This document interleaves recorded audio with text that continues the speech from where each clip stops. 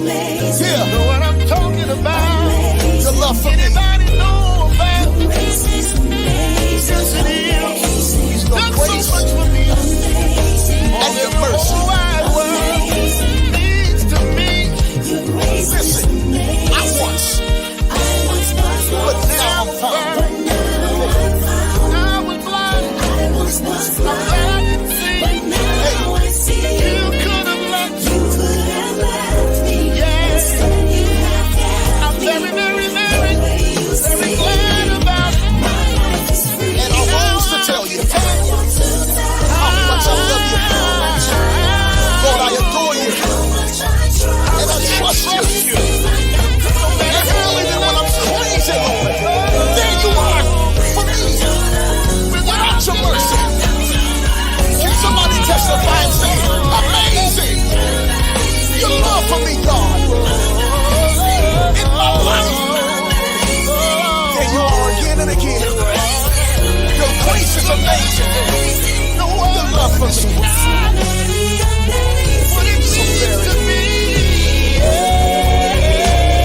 Now think about it and repeat, say, your grace is amazing. Yeah. That's what you do every morning when you wake me up, God. You know that His love is amazing. Your grace is amazing. That's what you do when you put food on my table. It's amazing. Every day, God. Your grace is amazing. My children are healthy. My bills are paid. Your grace again is amazing. Say, come on.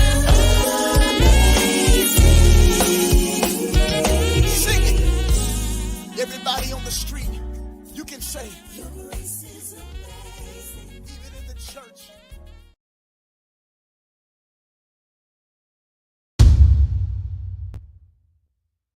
There are a lot of great guys out there, and they absolutely love dancing with new girls.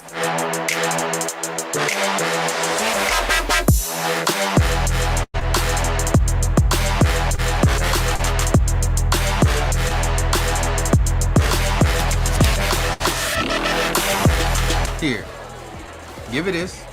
Tell her at least thanks for coming out. I appreciate it, all right? All right, T. Hello? He left a trust fund for you, and it was payable based on you graduating from dance school.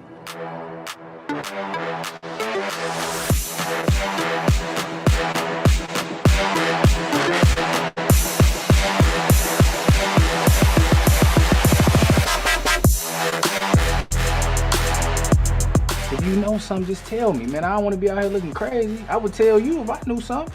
Because it sounds like you know something, cuz. You're what? And I'm totally scared to tell T.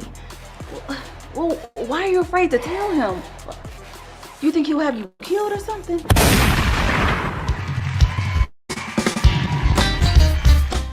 I love my music, but I feel like being a servant is my calling too. Okay. So like, how do I do them both at the same time?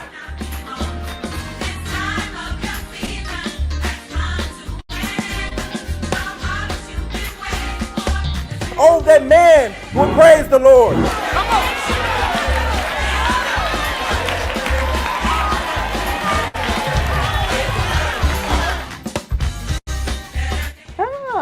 Yeah.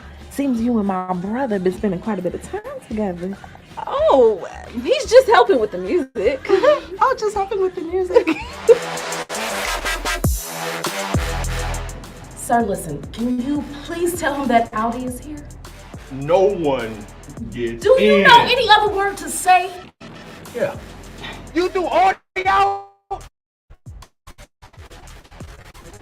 Yeah. Bro, hold my phone.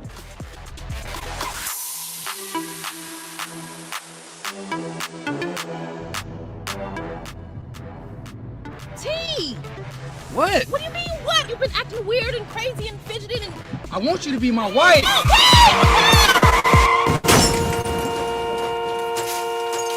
Somebody help! I'm pregnant! Somebody help me! Help quick, baby! All right, just calm down, baby. I got you. Just wait a minute. I'm calling. Oh my Please, God. somebody help!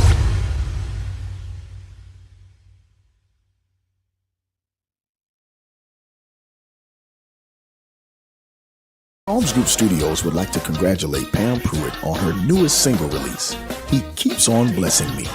Recognized by the Rhythm of Gospel Awards, Pam has been nominated for 5 different categories. These categories are as follow.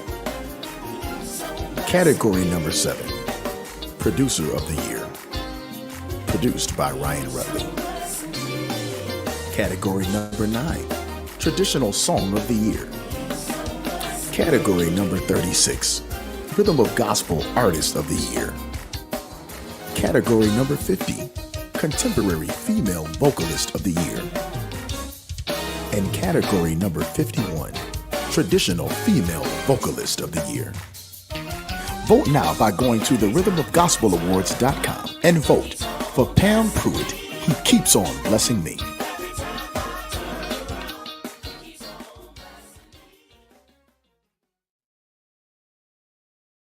And welcome to Mind of a Minstrel podcast show presented by Psalms Group Studios. With interviews, features, and tributes to the world of Christian music.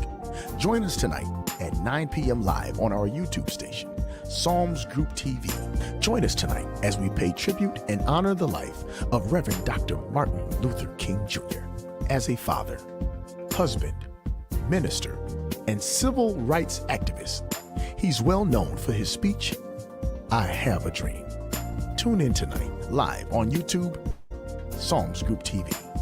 Injustice, sweltering with the heat of oppression, will be transformed into an oasis of freedom and justice. I have a dream. My 4 little children will one day live in a nation where they will not be judged by the color of their skin, but by the content of their character. I have a dream today.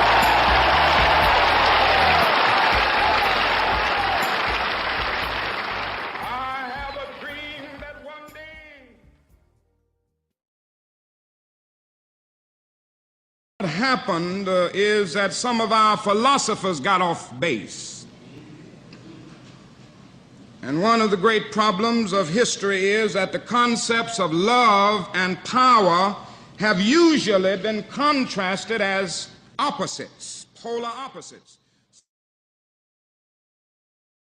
Everybody, welcome to Monday Music. This is the day that the Lord has made. Let us rejoice and be glad in it. All right, the Mind of a Minstrel presents Monday Music. On behalf of Psalms Group Studios, I am Ryan Rutley, and I'd like to wish you a Happy New Year. Tonight's edition is very special, in that we are celebrating Martin Luther King Day. So happy birthday to the late Reverend Dr. Martin Luther King. To his family, friends, to supporters all over the world, and to those who are experiencing freedom, we want to wish you a happy MLK Day. Now, tonight is going to be special in that we are dedicating tonight's tribute to Dr. Martin Luther King Jr. He, for those that don't know, was an activist. He was very integral and very much played an important role in our freedom today. He fought for freedom with peace. His thoughts, his prayers, and his endeavor was to march, protest, shout, scream with peace. Tonight, let us please pay attention to the screen as we honor the life, the ministry, and the legacy of Dr. Martin Luther King Jr. What happened is that some of our philosophers got off base. And one of the great problems of history is that the concepts of love and power have usually been contrasted as opposites, polar opposites. So that love is identified with a resignation of power and power with a denial of love. It was this misinterpretation that caused the philosopher Nietzsche, who was the philosopher of the will to power, to reject the Christian concept of love. It was the same misinterpretation which induced Christian theologians to reject Nietzsche's philosophy of the will to power in the name of the Christian idea of love. Now, we got to get this thing right. What is needed is a realization that power without love is reckless and abusive, and that love without power is sentimental and anemic. Power at its best.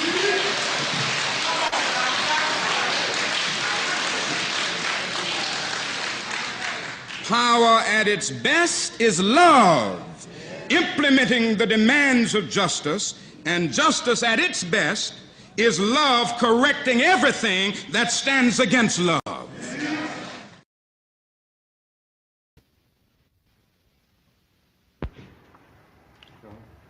Speak. Civil Rights, King, Vancour, roll 20, sound 36.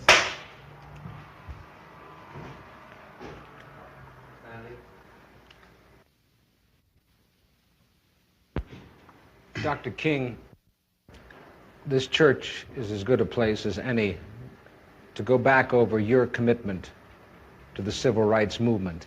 When you went out from here into university and then you went to Montgomery, Alabama and started the bus boycotts there, what was the philosophy of the civil rights movement as you saw it then, more than 10 years ago? Well, I would say then the philosophy was that we must go all out to use legal and nonviolent methods to gain full citizenship rights for the Negro people of our country.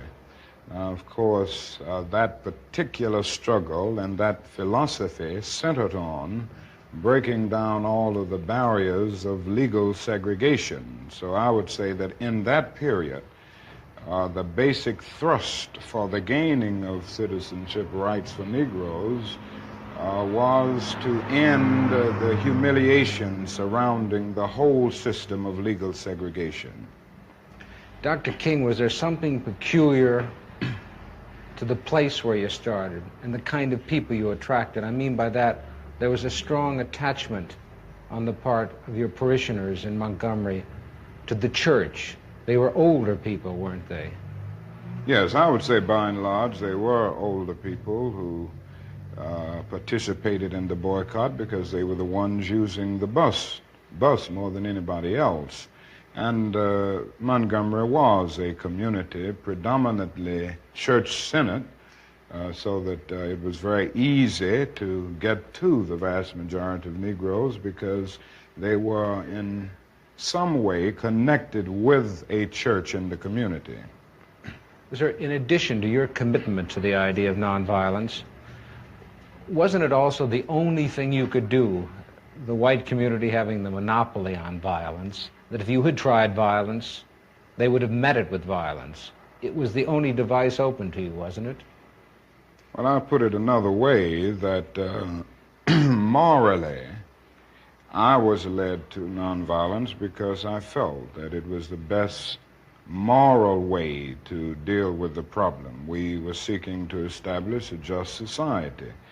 And it was my feeling then, and it is my feeling now, that violence is certainly much more socially destructive, and it creates many more social problems than it solves. So I was led to nonviolence for deep moral reasons. Now, there is no doubt about the fact that in our struggle in Montgomery and all over the United States for that matter, nonviolence is also practically sound. It would just be impractical for the Negro to turn to violence. He has neither the instruments nor the techniques of violence. We are about 10 or 11% of the total population of the nation, and I would say we're about 1/10 of the firepower. So it would just be totally impractical and unwise and unrealistic for the Negro to think of violence. Well, I saw this in the beginning in Montgomery, but this wasn't the basic reason that I turned to nonviolence and that I believed in it as a philosophy. I turned to it because I felt that it was the morally excellent way to deal with the problem of racial injustice in our country.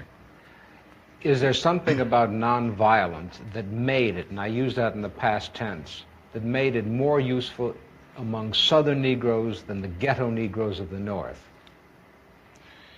I wouldn't say there's anything that makes it more useful to Southern Negroes, I think it is true that we've had more nonviolent movements in the South because the problem for many years was more crystallized and, in a sense, more visible in the South. We didn't have many civil rights activities on a massive scale in the North until 3 or 4 years ago. So I would say that we just haven't had a chance to experiment on a broad scale with nonviolence in the Northern Ghetto. I have the feeling that nonviolence is as applicable and workable in the Northern Ghetto as it is in the South. Now, there's a larger job there. The frustrations at points are much deeper. The bitterness is deeper.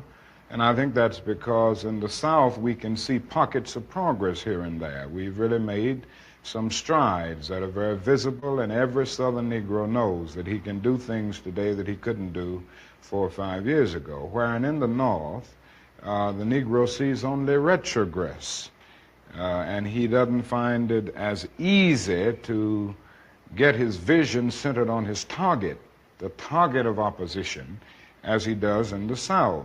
Consequently, this is made for despair and at many points cynicism, a feeling that you can't win, and it simply means that we've got to develop in the North a massive job of organization and mobilizing forces and resources to deal with the problem in the urban ghettos of the North, just as we've done it in the South. Well, in the South, particularly in Alabama, you had visible villains: Jim Clark, Bull Connor, cattle prods, police dogs. But in the North, you don't have those visible villains. Isn't it hard to get your people aroused and directed at something that isn't visible? Well, that's exactly right, and this is what I was saying when I said it's harder to see a target. In the South, in the nonviolent movement, we were aided always, on the whole, by the brutality of our opponent.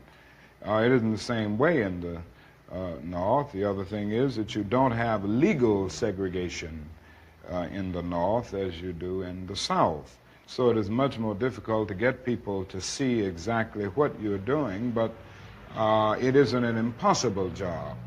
It's a hard, it's a tedious job at times to get people to be aroused from their apathetic slumbers, but I still feel that Negroes in the North can be motivated just as they were motivated in the South. And I think as time goes on with the growing economic deprivation in the Negro community, it will even be easier because people will come to see that not only is something wrong in general, but something is wrong in particular in their own economic and housing situations. Well, what is it? I mean, how do you find it? It's very subtle in the North, is it not? It's subtle, but it's becoming much more visible. Anybody can see that the schools are more segregated in the North today than they were in 1954 when the Supreme Court rendered its decision declaring segregation unconstitutional. Anybody can look around the ghetto and see that ghetto schools are predominantly segregated and devoid of quality. Anyone who moves through a major ghetto of our country will see the housing conditions. People don't have to be reminded that they are forced to live in slums in many instances, and they're often rat-infested, vermin-filled slums. And it isn't too hard to see the exploitation that the Negro confronts in the ghetto, where he is forced to pay more for less and constantly trying to make ends meet, but because of either no job as a result of unemployment or a job that is so economically unprofitable that the person can't make ends meet. And I think they see all of these things, and more they are coming to see them, because before the people of the North were looking to the South and they supported the struggles of the South. Now they are coming to see that their problems are very real and they've got organized to grapple with them. Was there something hypocritical about the fact that the South existed and the North could point the finger? And then when the Civil Rights Acts were passed in the early 60s, you couldn't point the finger anymore? Well, there was no doubt about the hypocrisy of large segments of the nation on the whole question of racial equality. I think the best example is that many of the senators from the North and the West, and congressmen generally, who voted for civil rights legislation in '64 and even '65 with the Voting Rights Bill, refused last year to vote for civil rights legislation because it dealt with an issue applicable to the North, the whole housing question. And this, it seems to me, was the greatest expression of the hypocrisy of many of our citizens and many of the senators and congressmen of the North. But isn't that part of the dilemma now? That people knew that Negroes were being denied what was guaranteed to them by the Constitution, by the fact that they were citizens of this country.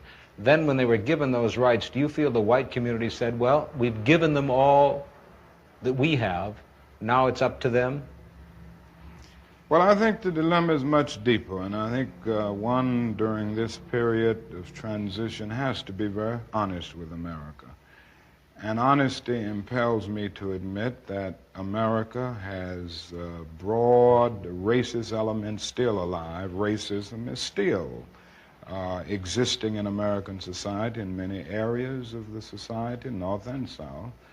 And the other thing is that there has never been a single, solid, determined commitment of large segments of white America on the whole question of racial equality.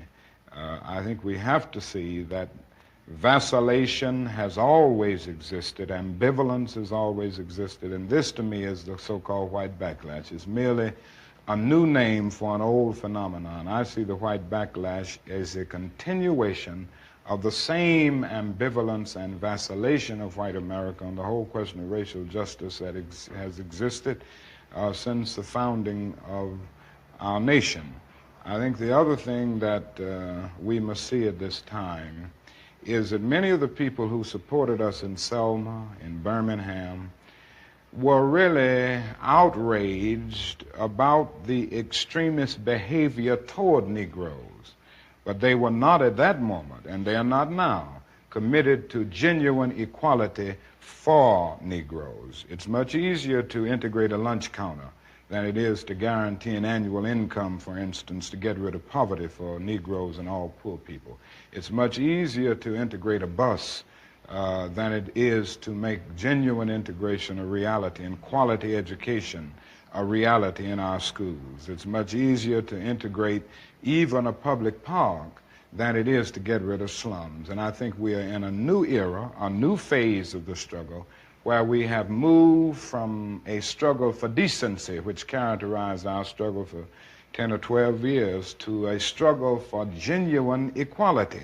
And this is where we are getting the resistance, because there was never any intention to go this far. People were reacting to Bull Connor and to Jim Clark rather than acting in good faith for the realization of genuine equality. Do you think white people in this country, and I'm talking about non-segregationists, people devoid or thinking they're devoid of racism, do you have any idea of what they want the Negro to be in America? Well, it depends on the level that we are talking here, because I think you have to make a distinction between the people who are genuinely and absolutely committed in the white community on the question of racial equality. And I must confess that I think they're in a very small minority. I think the vast majority of white Americans will go but so far. It's a kind of installment plan for equality, and they are always looking for an excuse to go but so far. Why are they looking for the excuse? What is it about the Negro? I mean, every other group that came as an immigrant somehow, not easily, but somehow got around it. Is it just the fact that Negroes are black? That's a part of it, and that grows out of something else. You can't thingify anything without depersonalizing that something. If you use something as a means to an end, at that moment you make it a thing and you depersonalize it. The fact is that the Negro was a slave in this country for 244 years. That was a willful thing that was done. The Negro was brought here in chains, treated in very inhuman fashion, and this led to the thingification of the Negro. So he was not looked upon as a person. He was not looked upon as a human being with the same status and worth as other human beings. And the other thing is that human beings cannot continue to do wrong without eventually rationalizing that wrong. So slavery was justified morally, biologically, theoretically, scientifically, everything else. And it seems to me that white America must see that no other ethnic group has been a slave on American soil. That is one thing that other immigrant groups haven't had to face. The other thing is that the color became a stigma. American society made the Negro's color a stigma, and that can never be overlooked. So I think these things are absolutely necessary. The other thing is that America freed the slaves in 1863 through the Emancipation Proclamation of Abraham Lincoln, but gave the slaves no land or nothing in reality, and as a matter of fact, to get started on. At the same time, America was giving away millions of acres of land in the West and the Midwest, which meant that there was a willingness to give the white peasants from Europe an economic base. And yet it refused to give its black peasants from Africa, who came here involuntarily in chains and had worked free for 244 years, any kind of economic base. And so emancipation for the Negro was really freedom to hunger. It was freedom to the winds and rains of heaven. It was freedom without food to eat or land to cultivate, and therefore it was freedom and famine at the same time. And when white Americans tell the Negro to lift himself by his own bootstraps, they don't look over the legacy of slavery and segregation. I believe we ought to do all we can and seek to lift ourselves by our own bootstraps, but it's a cruel jest to say to a bootless man that he ought to lift himself by his own bootstraps. And many Negroes, by the thousands and millions, have been left bootless as a result of all of these years of oppression and as a result of a society that deliberately made his color a stigma and something worthless and degrading. Apart from wanting to live better, which all of us want to do, to raise one's children in a better way, to be better, does the Negro in America know what he wants to be? I'm convinced that almost every Negro in this country, other than those who have been so scarred by the system that they've become pathological in the process, and we all have to battle with pathology. Nobody really knows what it means to be a Negro unless one can really experience it. And I know we all have to battle with this constant drain of a feeling of nobodiness. But in spite of this, I think the vast majority of Negroes in this country know that they want to be people, they want to be men, they want equality, period. It just boils down to that. And we haven't been able to be people. We haven't been men because of all of the conditions that we've lived with and the syndrome of deprivation surrounding conditions, whether it's in housing, in the economic area, or in schools, or in the vicious credit practices that we face in the ghetto, and all of the problems of closed doors and constant defeats. But in spite of all this, I think we all know, basically, that we want to be men. We want to be persons judged not on the basis of the color of our skin, but on the basis of the content of our character. But you know that many young Negroes don't want anything that smacks of the American white middle class. But do they want something that smacks of whatever is the black middle class, or do they just not want bourgeois values, which after all are the basis of this democracy? Well, I think we have to see what they are saying. I would be the first to agree that integration does not mean giving up everything that has an Afro-American taint, so to speak, a background. I think there are certain unique things within any culture and certain cultural patterns that when you get to the process of amalgamation can really lift the whole culture. And it seems to me that integration at its best is the opportunity to participate in the beauty of diversity.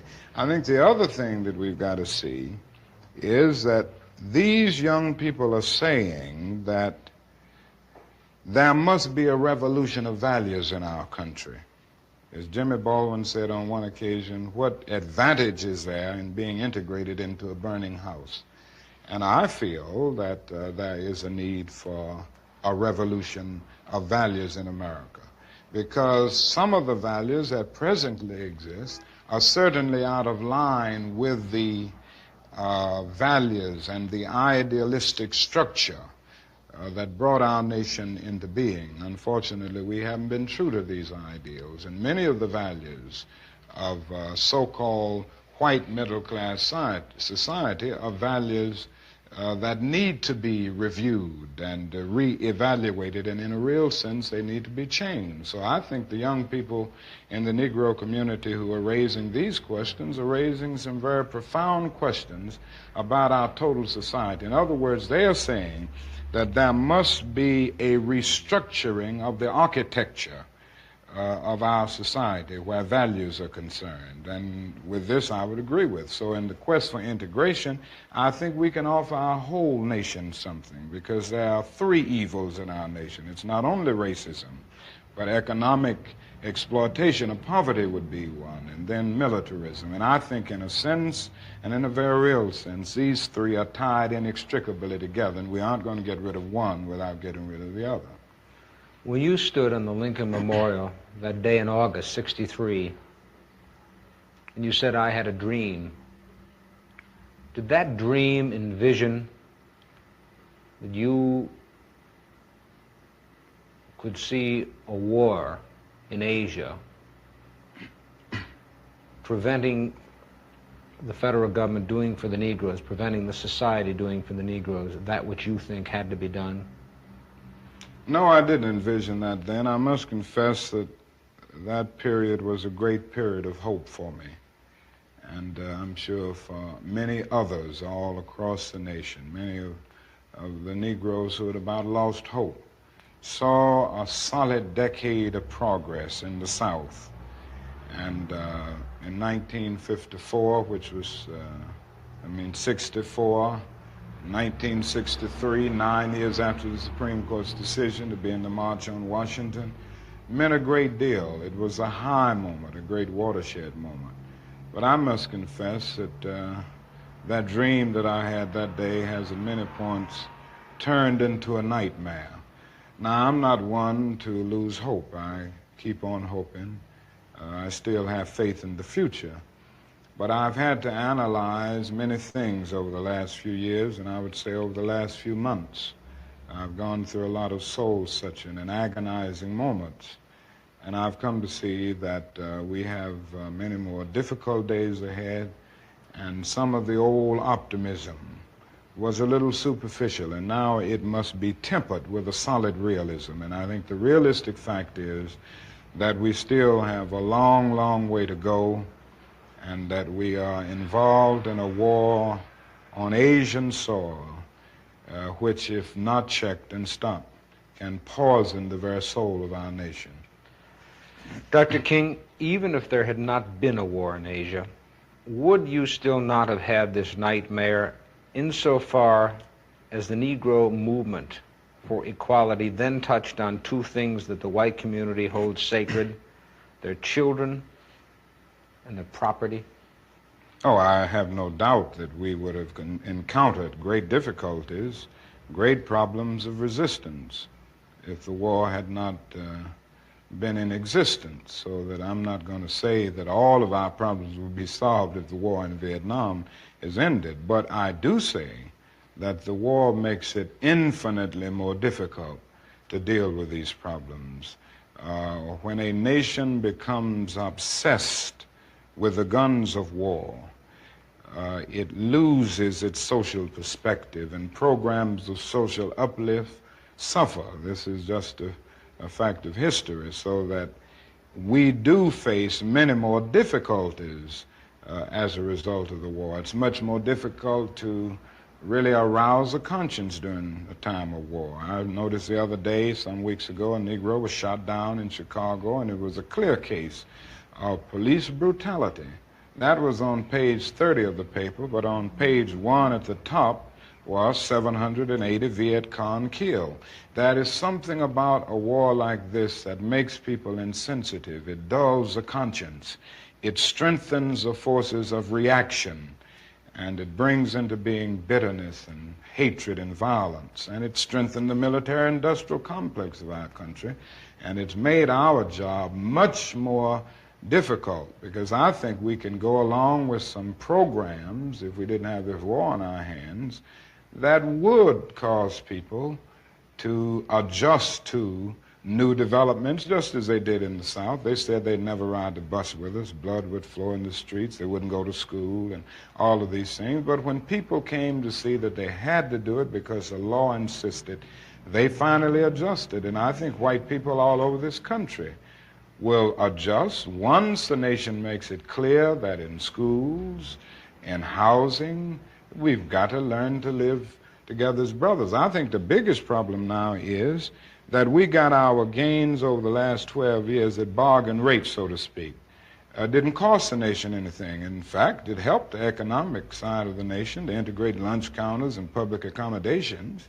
It didn't cost the nation anything to get the right to vote established. And now we are confronting issues that cannot be solved without costing the nation billions of dollars. Now, I think this is where we're getting our greatest resistance. They may put it on many other things, but we can't get rid of slums and poverty without it costing the nation something. Hey, NBC News viewers, thanks for checking out our YouTube channel. Subscribe by clicking on that button down here, and click on any of the videos over here to watch the latest interviews, show highlights, and digital exclusives. Thanks for watching.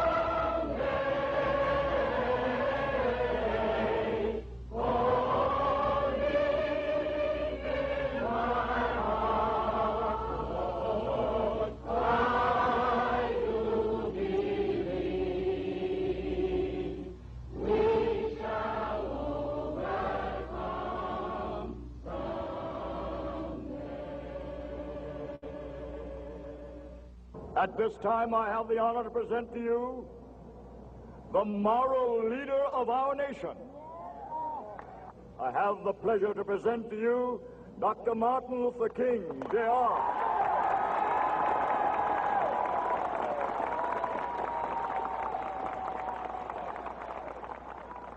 I am happy to join with you today in what will go down in history as the greatest demonstration for freedom in the history of our nation.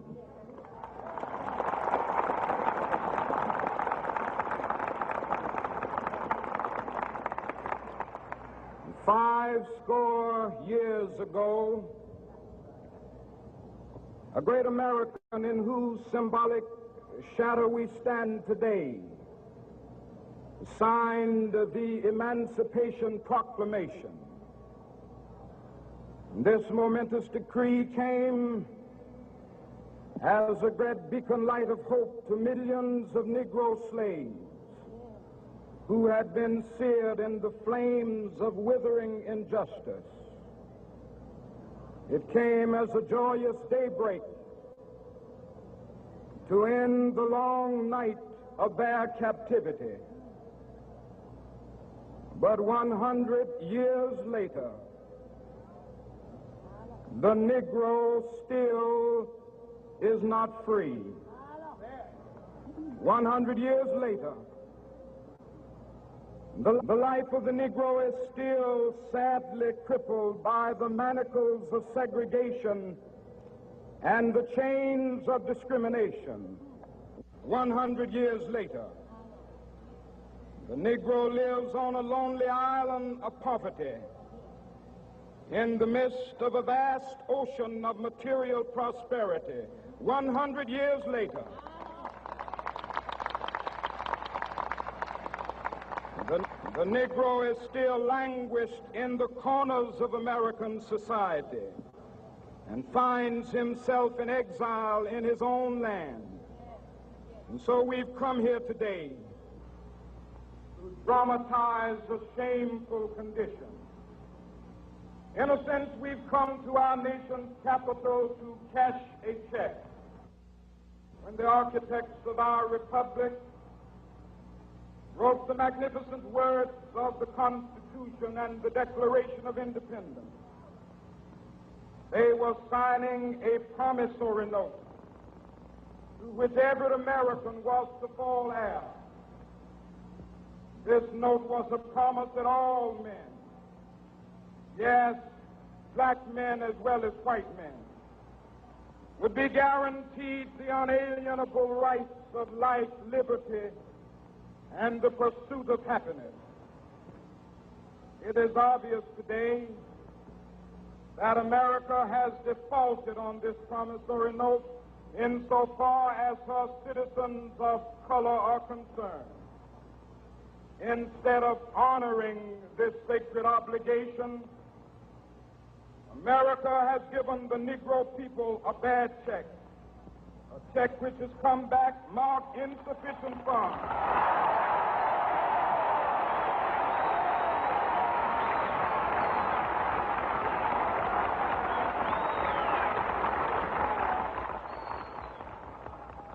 But we refuse to believe that the Bank of Justice is bankrupt. We refuse to believe that there are insufficient funds in the great vaults of opportunity of this nation.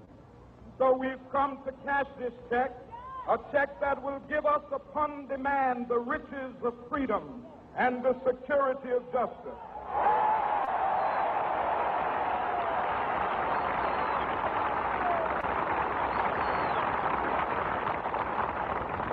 We have also come to this hallowed spot to remind America of the fierce urgency of now. This is no time to engage in the luxury of cooling off or to take the tranquilizing drug of gradualism.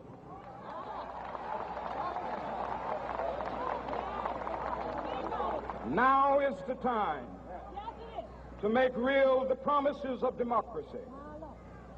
Now is the time to rise from the dark and desolate valley of segregation to the sunlit path of racial justice. Now is the time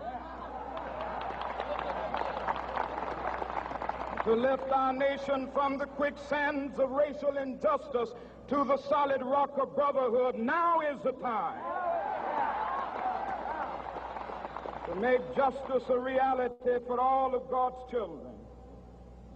It would be fatal for the nation to overlook the urgency of the moment. This sweltering summit of the Negro's legitimate discontent will not pass until that is an invigorating autumn of freedom and equality. 1963 is not an end, but a beginning. Those who hope that the Negro needed to blow off steam and will now be content will have a rude awakening if the nation returns to business as usual.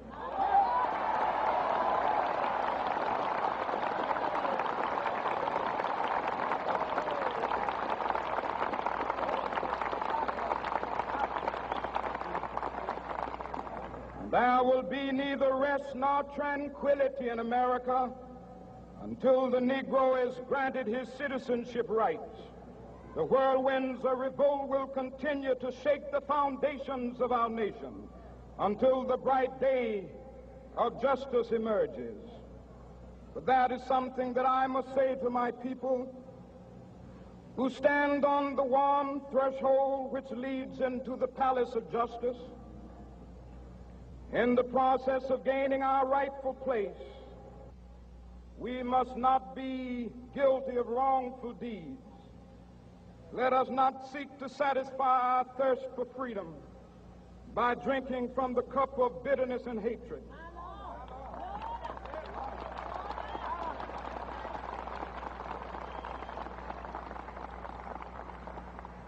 We must forever conduct our struggle on the high plane of dignity and discipline.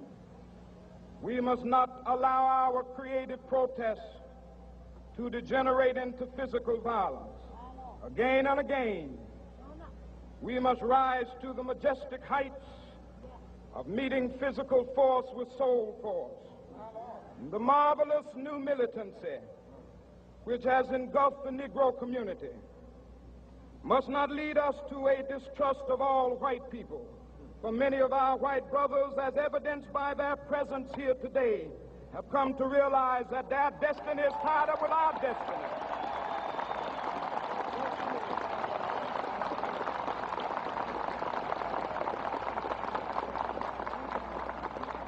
And they have come to realize that their freedom is inextricably bound to our freedom. We cannot walk alone. And as we walk, we must make the pledge that we shall always march ahead. We cannot turn back. There are those who are asking the devotees of civil rights, when will you be satisfied? We can never be satisfied as long as the Negro is the victim of the unspeakable horrors of police brutality. We can never be satisfied as long as our bodies, heavy with the fatigue of travel, cannot gain lodging in the motels of the highways and the hotels of the cities.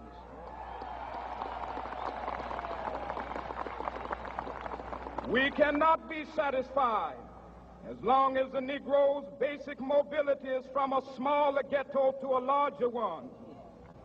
We can never be satisfied as long as our children are stripped of their selfhood and robbed of their dignity by signs stating for whites only.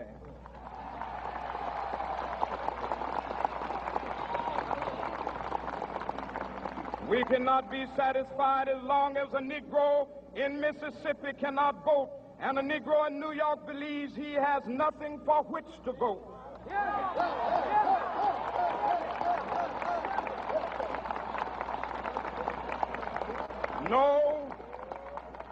No, we are not satisfied, and we will not be satisfied until justice rolls down like waters and righteousness like a mighty stream.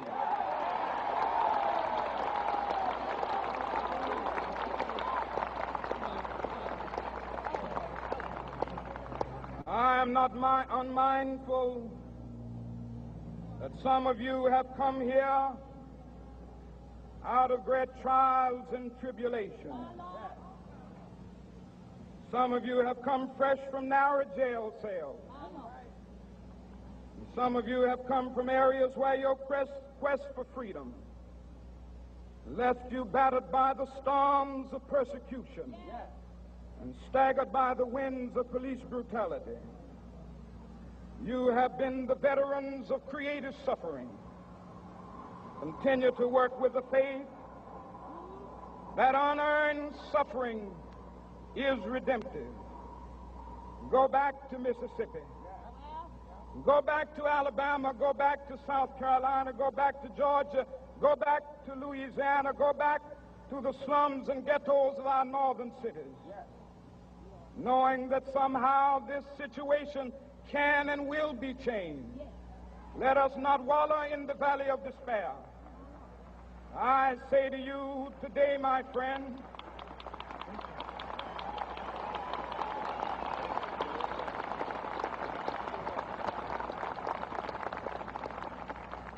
so even though we face the difficulties of today and tomorrow, I still have a dream. It is a dream deeply rooted in the American dream.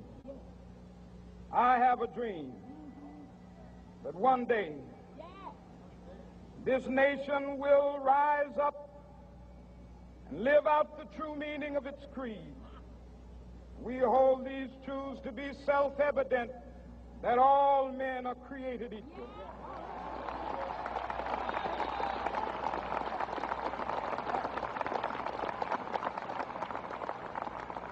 I have a dream that one day on the red hills of Georgia, the sons of former slaves and the sons of former slave owners will be able to sit down together at the table of brotherhood. I have a dream that one day,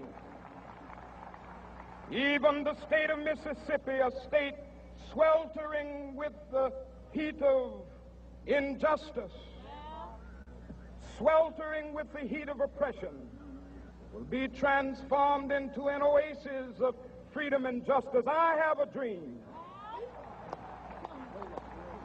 that my 4 little children will one day live in a nation where they will not be judged by the color of their skin, but by the content of their character. I have a dream today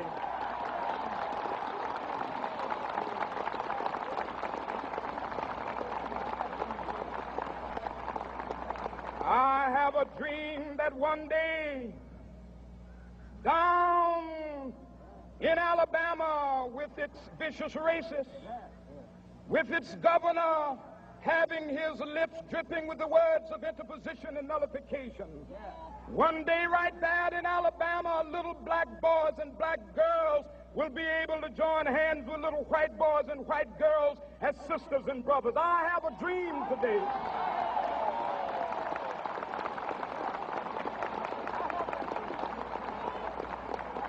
I have a dream that one day every valley shall be exalted, and every hill and mountain shall be made low. The rough places will be made plain, and the crooked places will be made straight, and the glory of the Lord shall be revealed, and all flesh shall see it together.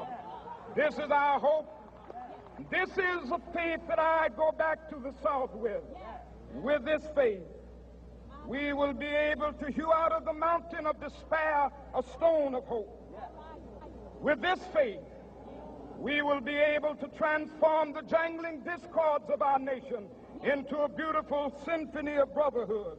With this faith, we will be able to work together, to pray together, to struggle together, to go to jail together, to stand up for freedom together, knowing that we will be free one day. This will be the day. This will be the day when all of God's children will be able to sing with new meaning, "My country, tears of thee. Sweet land of liberty, of thee I sing. Land where my fathers died, land of the pilgrim's pride. From every mountainside, let freedom ring. And if America is to be a great nation, this must become true. And so let freedom ring from the prodigious hilltops of New Hampshire. Let freedom ring from the mighty mountains of New York. Let freedom ring from the heightening Alleghenies of Pennsylvania. Let freedom ring from the snow-capped Rockies of Colorado. Let freedom ring from the curvaceous slopes of California. But not only that, let freedom ring from Stone Mountain of Georgia. Let freedom ring from Lookout Mountain of Tennessee. Let freedom ring from every hill and molehill of Mississippi, from every mountainside. Let freedom ring, and when this happens, and when we allow freedom ring, when we let it ring from every village and every hamlet, from every state and every city, we will be able to speed up that day when all of God's children, black men and white men, Jews and Gentiles, Protestants and Catholics, will be able to join hands and sing in the words of the old Negro spiritual, "Free at last, free at last. Thank God Almighty, we are